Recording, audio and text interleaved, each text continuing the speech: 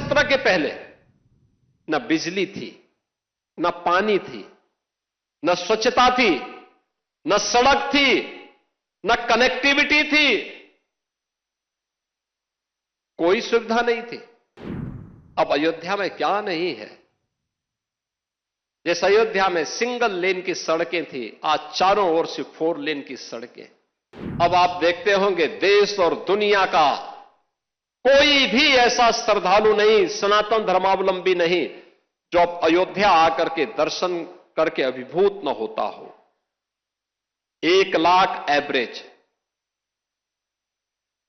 अगर हम लोग देखें पिछले 5 वर्ष के अंदर 45 करोड़ से अधिक श्रद्धालु अयोध्या धाम में आया है। जहां पर पहले कुछ लाखों में लोग आते थे। याद करिए 17 के पहले न बिजली थी, न पानी थी, न स्वच्छता थी, न सड़क थी, न कनेक्टिविटी थी, कोई सुविधा नहीं थी। सुरक्षा की भी व्यवस्था नहीं थी, और कोई जय श्री राम बोलता था तो उस पर लाठी जरूर पड़ जाते थे, गिरफ्तारियां हो जाती थी।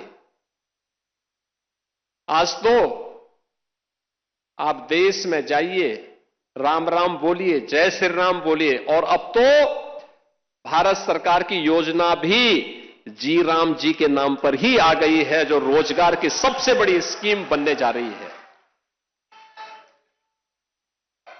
कोई भी बेरोजगार व्यक्ति जब आएगा और कहेगा कि मुझे रोजगार चाहिए अपनी ग्राम पंचायत में, साल में 125 दिन का रोजगार की गारंटी उसको उसके गांव में मिल जाएगी, तो जी राम जी हो गया। बहनों और भाइयों, अयोध्या आज दुनिया की पहली सोलर सिटी, भारत की पहली सोलर सिटी के रूप में अयोध्या आ गई है। सूर्यवंश की राजधानी, पहली सोलर सिटी। अयोध्या में अंतर्राष्ट्रीय एयरपोर्ट महर्षि वाल्मीकि के नाम पर। रेलवे की डबल लाइन के साथ अयोध्या नाम जुड़ गया है। बेहतरीन कनेक्टिविटी अयोध्या का, लखनऊ से, गोरखपुर से, प्रयागराज से, काशी से, हर ओर से। अब अयोध्या में क्या नहीं है? जैसे अयोध्या में सिंगल लेन की सड़कें थी, आज चारों ओर से 4 लेन की सड़कें। और कोई भी श्रद्धालु आता है, किसी भी सीजन में आए, आराम से दर्शन करता है, अभिभूत होकर के, मस्त होकर के फिर जाता है, अभिभूत होता है। और हमारी पीढ़ी सचमुच सौभाग्यशाली है।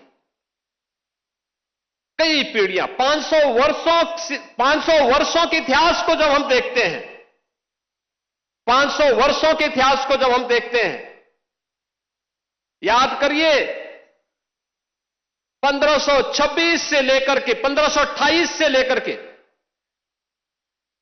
1992 तक, और 1992 से लेकर के उसके उपरांत भी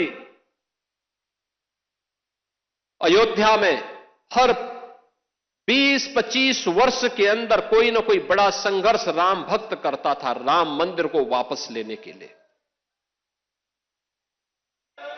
लगातार संघर्ष करता रहा, कभी बैठा नहीं, रुका नहीं, झुका नहीं।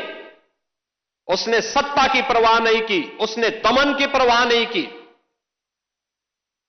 उसने गोलियों और लाठियों की परवाह नहीं की। वो लड़ता रहा, और उस संघर्ष का परिणाम हमारे सामने था। और यह आंदोलन सफलता की नई ऊंचाइयों तक तब पहुंचा जब राष्ट्रीय स्वयंसेवक संघ ने नेतृत्व दिया। पूरे पूज्य संतों को एक मंच पर लाने में, श्रद्धेय अशोक सिंघल जी ने एक मंच पर लाने में सफलता प्राप्त की। एकदम गुलामी का कलंक मिटा और भव्य राम मंदिर का मार्ग प्रशस्त होता हुआ दिखाई दिया। बहनों और भाइयों, आज उसी प्राण प्रतिष्ठा के 2 वर्ष पूर्ण होने के उपलक्ष्य में आज का इस समारोह यहां पर आयोजित हो रहा है। अयोध्या की इस दिव्यता को, इस भव्यता को अनंत काल तक बनाए रखने के लिए हम सबको हर सनातन धर्मावलंबी को आगे बढ़ना पड़ेगा।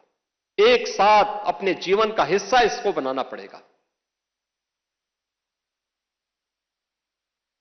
ये यात्रा की विराम नहीं, ये नई यात्रा की शुरुआत है। विरासत पर गौरव की अनुभूति करते हुए विकास के नित नए प्रतिमान को स्थापित करना, और इसी के लिए प्रधानमंत्री जी ने हर भारतवासियों के सामने विकसित भारत की एक संकल्पना दी है।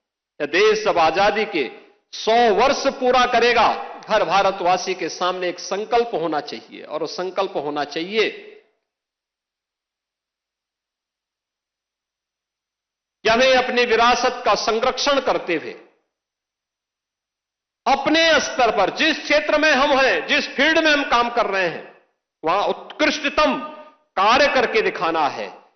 अपने देश के लिए, सनातन धर्म की ध्वजा पताका को ऊपर उठाने के लिए हम सबको मिलकर के सामूहिक प्रयास को आगे बढ़ाना पड़ेगा, और यही प्रयास भारत को दुनिया की एक बड़ी ताकत के रूप में स्थापित करेगा। प्रतिष्ठा द्वादशी के अवसर पर मैं एक बार फिर से सभी राम भक्तों को बधाई देता हूं। आज के समारोह के मुख्य अतिथि माननीय रक्षा मंत्री जी का हृदय से अभिनंदन करता हूं। आप सबके प्रति भी हृदय से अपनी शुभकामनाएं देते हुए प्रभु से यही प्रार्थना करता हूं कि वो आपके जीवन में, कल वर्ष 2026 का पहला दिन है। 2026 अंग्रेजी तिथि का जो वर्ष प्रारंभ हो रहा है, यह पूरा वर्ष आपके जीवन में शुभ और मंगलकारी हो, इस विश्वास के साथ आप सबके प्रति मेरी मंगलमय शुभकामनाएं हैं। धन्यवाद। जय हिंद, जय जय श्री राम।